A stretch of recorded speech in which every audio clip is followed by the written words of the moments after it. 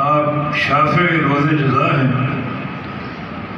نبی اسلام کی حدیث ہے انا اول شافع و اول مشفع، میں قیامت کے دن سب سے پہلا سفارش کرنے والا ہوں گا اور سب سے پہلا وہ شخص ہوں گا جس کی سفارش قبول کی جائے گی۔ تو عرض کیا کہ یا رسول اللہ صلی اللہ علیہ وسلم آپ میری شفاعت فرما دیجیے گا۔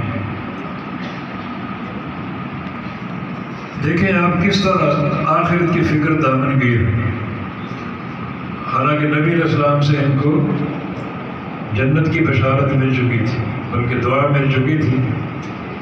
ایک موقع پر رسول اللہ صلی اللہ علیہ وسلم نے جناب انس کے لیے دعا کی تھی، اللہم اکثر مالہ و والدہ وادخلہ الجنہ، یا اللہ انس کے مال میں اضافہ فرما دے اور اس کی اولاد میں بھی اضافہ فرما دے اور اس کو جنت کا داخلہ عطا فرما دے۔ انس فرماتے ہیں کہ اللہ نے اتنا مال دے دیا کہ میں اس کو شمار نہیں کر سکتا، اور اتنی اولاد دے دی کہ مجھے ان کے نام تک یاد نہیں ہے۔ وانا انتظر الثالثہ، اور تیسری دعا کا انتظار کر رہا ہوں جنت کے داخلے کا۔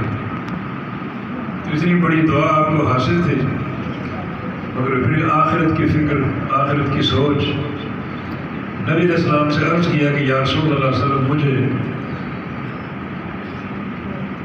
یہ وعدہ دے دیجیے کہ آپ قیامت کے دن میری شفاعت کریں گے۔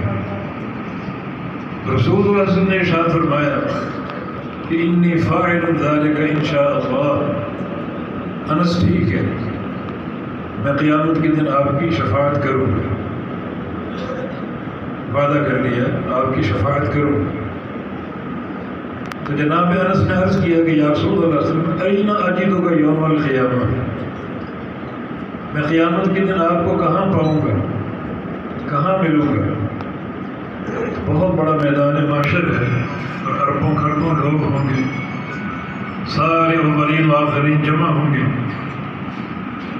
تو میں آپ کو کہاں پاؤں گا؟ جگہ کا تعین فرما دیجیے جہاں میں آپ کو ملوں اور یہ وعدہ آپ کو یاد دلاؤں۔ آپ نے 3 مقامات کا ذکر کیا کہ ان 3 مقامات میں سے کسی ایک مقام پر میں تمہیں مل سکوں۔ فرمایا کہ اول ما تجدنی عند الصراط، سب سے پہلے مجھے اس مقام پر تلاش کرنا جہاں سے پل صراط شروع ہوگا، ایک تیز دھار پل جہنم کی پشت پر قائم ہوگا، اور یہ واحد جنت کا راستہ ہے، جو بندہ اس کو عبور نہیں کر سکے گا وہ جنت میں کبھی داخل نہیں ہو سکے گا۔ احد من السیف و ادق من الشعر، نبی اسلام کی حدیث، تلوار سے زیادہ کاٹنے والا اور بال سے زیادہ باریک ہوگی۔ تو سب سے پہلے میں تمہیں وہاں مل سکتا ہوں، وہاں مجھے تلاش کرنا ہے، اور اگر وہاں نہ ملوں تو تجدنی عند المیزان، پھر جہاں ترازو قائم ہوگا اعمال کو تولنے کے لیے، وہاں آ جانا، وہاں تمہیں مل سکوں۔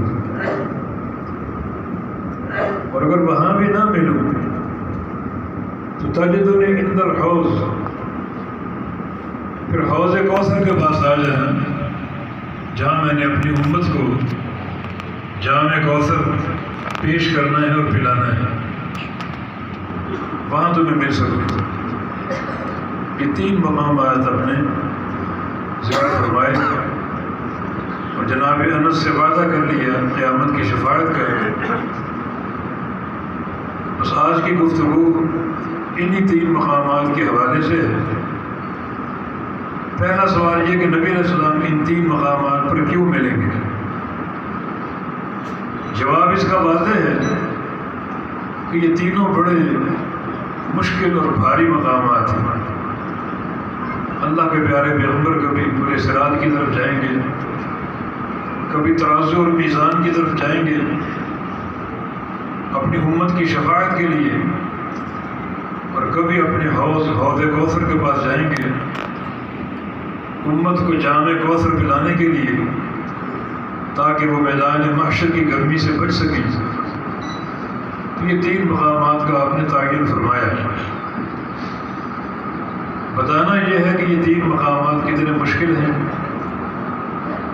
اور ان تینوں مقامات پہ بچاؤ کا راستہ کیا ہے، کامیابی کے قواعد اور ضوابط کیا ہیں، تاکہ صحیح معنی میں فکر آخرت قائم ہو سکے۔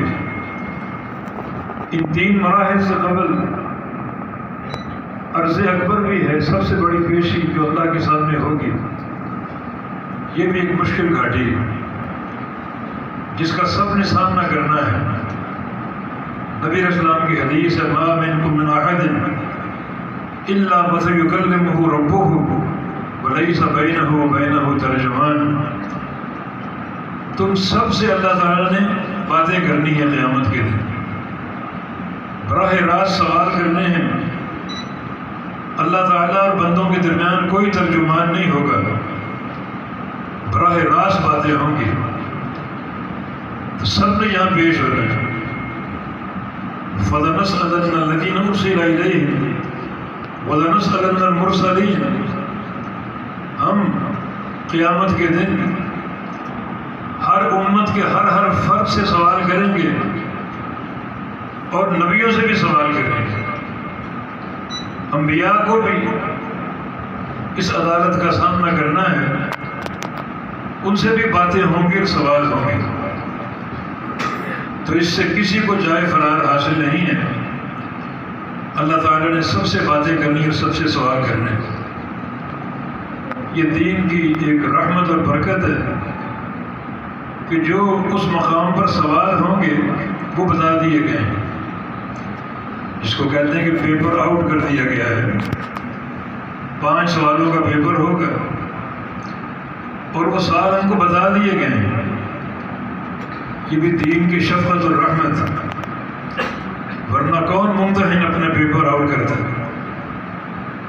سوال پیش کرتا کمرہ امتحان میں۔ اللہ تعالیٰ بھی اگر یہ سوال اس عدالت کے موقع پر پیش کرتا ہے تو بڑی مشکل ہو جاتی ہے۔ یہ سوال ہمیں بتا دیے گئے ہیں تاکہ ہم بھرپور طریقے سے تیاری کر لیں۔ چنانچہ رسول اللہ صلی اللہ علیہ وسلم نے ارشاد فرمایا، لن یزول قدم ابن آدم یوم القیامہ حتی یسأل عن خمس۔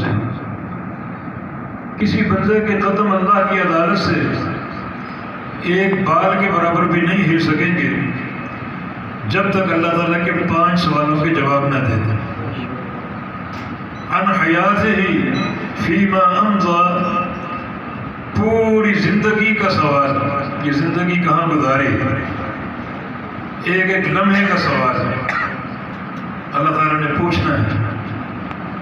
وعن شبابہ فیما ابلی، اور خاص طور پہ جوانی کی عمر کا سوال، جوانی کہاں گزاری، جوانی کے دنوں کا حساب دو، جوانی کی راتوں کا حساب دو، جوانی کی خلوتیں تھیں، جوانی کی جلوتیں تھیں، ایک لمحے کا اللہ نے سوال کرنا ہے۔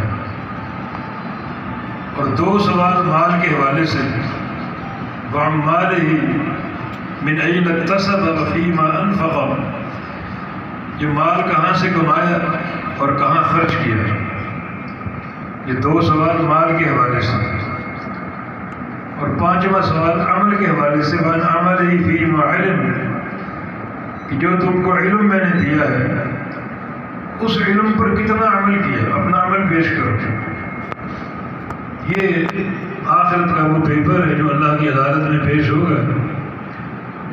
سوال ہمارے سامنے آ چکے ہیں، ضرورت ان کی تیاری کی ہے۔ ایک عربی رسول